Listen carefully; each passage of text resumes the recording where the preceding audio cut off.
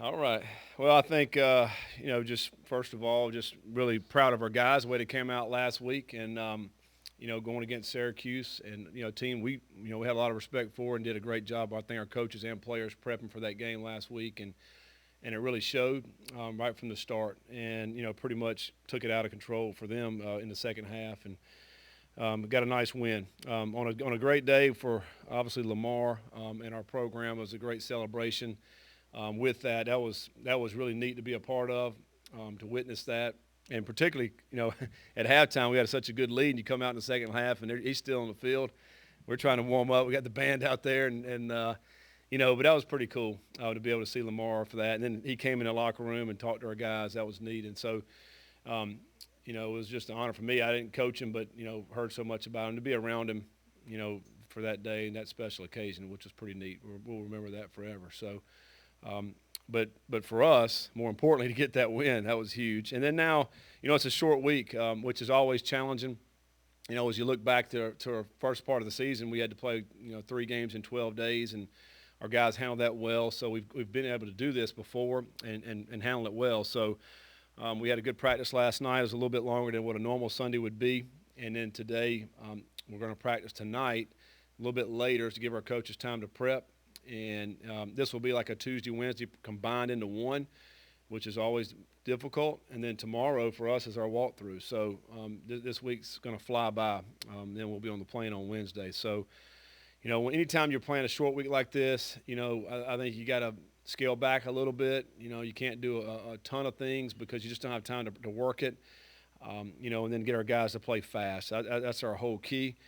For this week is to get practice fast. I just met with our leadership group, and to go out here tonight and to practice really good and fast and be focused and intent on what we have. We know what we have in front of us, with an opportunity to win 6 right here in this game to get bowl eligibility, and we want that. Our players want that, and we got to practice that way in order for that to happen. So. A little bit about Duke. I think, number one, everybody wants, they'll look at their record and their last few games, and they haven't played as well, but I think one thing that stands out to me when I look at it is that when they play it at home, they play like a different team compared to when they're on the road.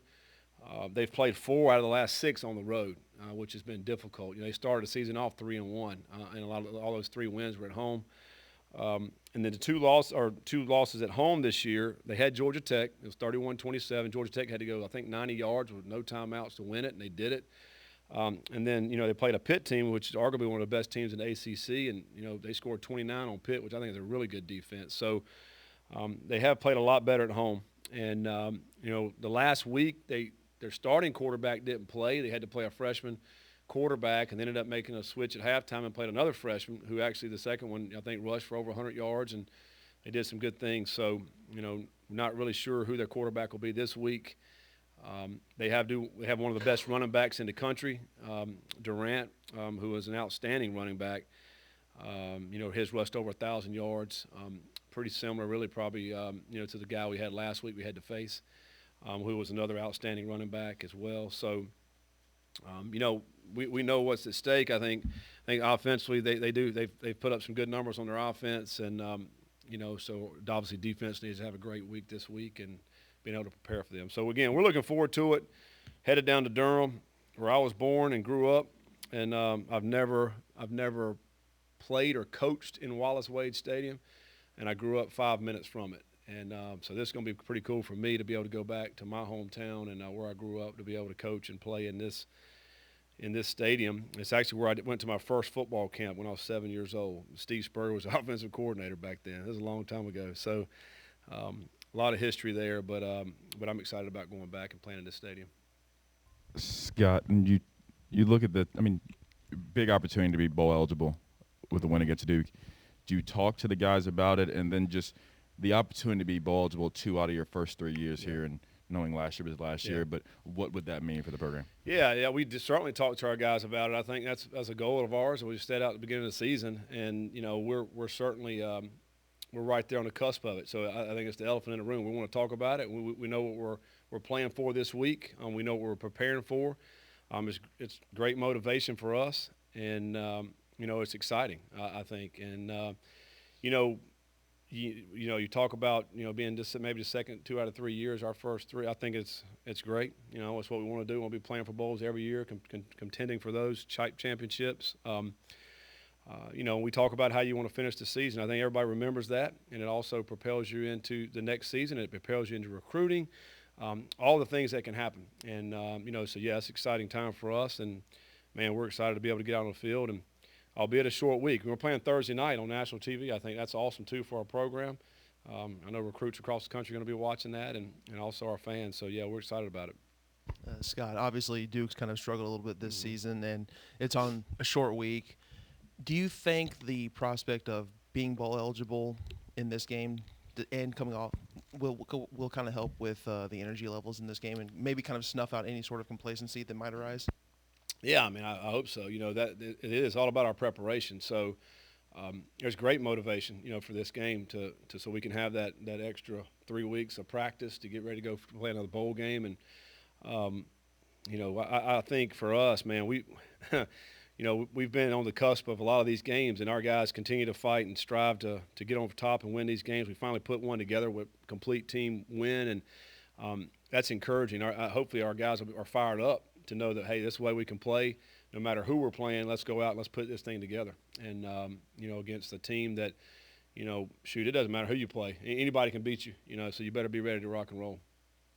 Coach, Hassan Hall hit the transfer portal. Why did he decide to do it now? What was that conversation like as he told you he was going to leave the program? I don't know why anybody decides to leave in the middle of the season, particularly when you're playing. He just, it's like anybody else that decides to do that. That's what they felt that was right for them. So, that's it is what it is. And but I think and I've said this forever. It really just came into play the last few years with the opt-outs and stuff like that. I just think you finish out the season. That's my opinion. But each individual person has their own opinions, and if that's what they feel they have to do, then that's what they're going to do, and we're not going to stand in their way. Scott, how much do you think Saturday gave your program a boost with your guys in the building? Can you tell a difference? Do they have a certain kind of energy to their steps? Yeah. Well, I mean, it was huge. I mean, we come off really 2 difficult losses there right there at the end, and we needed a win. We needed a win like that too. I think that was huge, not just to go out there and have another close game and win it at the end. We needed to go out and dominate a game like we're capable of doing. We put it all together. I think we've done it a few times throughout the season. I think about the first half of Florida State. We played really well as a team, and there's been some other spurts in the game. But I think this was the first time this year that we did it, all 3 phases. It was a complete team win, and the game was not close there in the second half. And I think that was huge for our guys to be able to have that happen. And hopefully that'll give us confidence to know we can do that. Because I think Syracuse was a good team. They're 5-4, and again, we talked about it. They lost 3 games by 3 points. So I mean, to be able to go out and do it like that, I mean, that was huge for our guys. Scott, kind of off the Hassan Hall stuff, you have Jawar Jordan, Maurice Berkeley behind him. I mean, you could play Jawar and still save his red shirt. Just you see the program giving him some more carries now that he's healthy. Well, yeah. I mean, I think Saturday was the first time we really seen him do anything. He was hurt, in camp. We really didn't get the chance to see him scrimmage or play. In the first 2 months of the season. And so that was pretty neat for him to be able to go out and play against a team that he, obviously knew a bunch of those guys. But I thought he ran hard. He did a lot of good things. He made a couple guys miss when we didn't block it up very, very well, and he still hit some big runs. He's got some juice in the legs, I think. He can run. He's got some speed. And so, hopefully he'll continue to get work into the mix. He's still got Berkeley there as well. So those are, certainly 4 capable backs we think can get in there and play and help us out. And, it was good for Mitchell to get over 100 yards again Saturday. That was nice. Cooley's still playing and still learning the game, learning what we're trying to do. So we're just glad we got several backs there that we can be able to put in there if we need be. But we'll see how it works out by Thursday.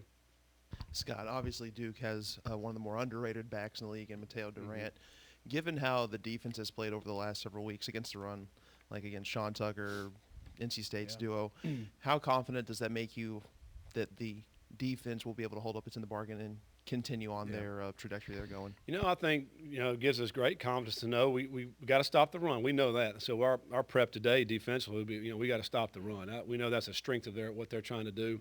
But I think it does give you confidence to know what we've been able to do the last, 3 or 4 games against some good running attacks to be able to, really keep those guys in check. That'll be imperative this Thursday night, because if they're able to run the football, then it opens up everything. And, we have to fit well. Our guys have to be where they're supposed to be. We have to tackle well. And I think we've done that the last few weeks. It's been really good.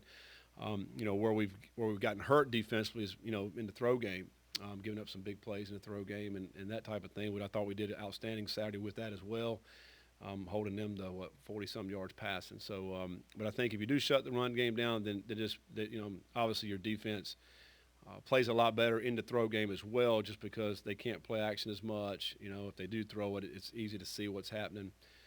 We got to play good in the run game and shut that down. Your guys have really cleaned up a lot of those tackles for loss allowed.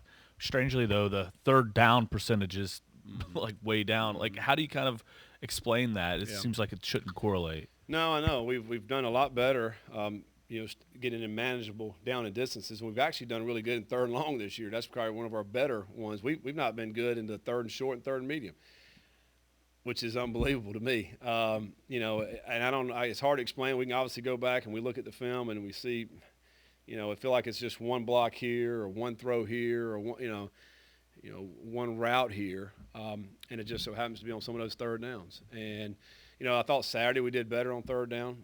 Particularly probably the first 3 quarters. And then in the later in the game we didn't do as well, but we converted on some of those, and we hit some touchdowns on some of those third downs, which was good. With the one to Watkins, I know was a 3rd and 2 call. Great throw and catch. So I think. It's just one of those things. We just haven't been good at that. I don't know. You can't put just one. There's not one reason why. I think it's been several things to happen.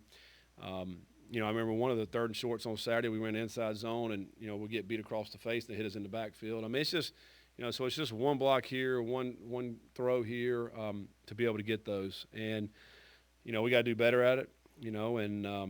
But I do like the fact that I think we're maybe number 1 in the conference in sacks given up. We flipped the script on that from our first year, which that's been tremendous. And I think our offensive line has played very well this year in that regard. Tackles for loss, not giving up the sacks, giving Malik time to throw the football has been better. And, I think those guys have really gelled and meshed, and we're playing about 7 of those guys, and it's been good to see.